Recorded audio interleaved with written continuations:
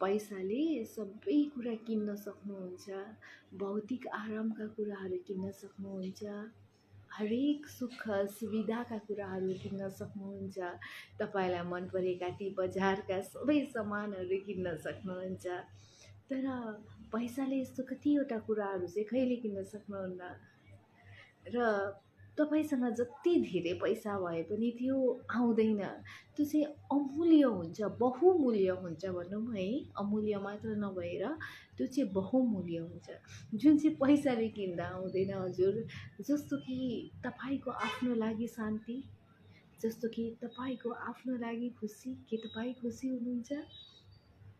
जस्तो कि तपाईँलाई माया गर्ने मान्छे, जसले तपाईँसँग पैसा होस् या नहोस् निस्वार्थ माया गर्छ, त्यस्तो मान्छे। हजुर, यस्ता कति धेरै कुराहरू छन् जुन चाहिँ तपाईँ पैसाले किन्न सक्नुहुन्न। अनि एउटा कुरा याद आयो, माया गर्ने मान्छे भन्दा यो संसारमा नि निस्वार्थ माया गर्ने मान्छे पाउन धेरै मुस्किल पर्छ।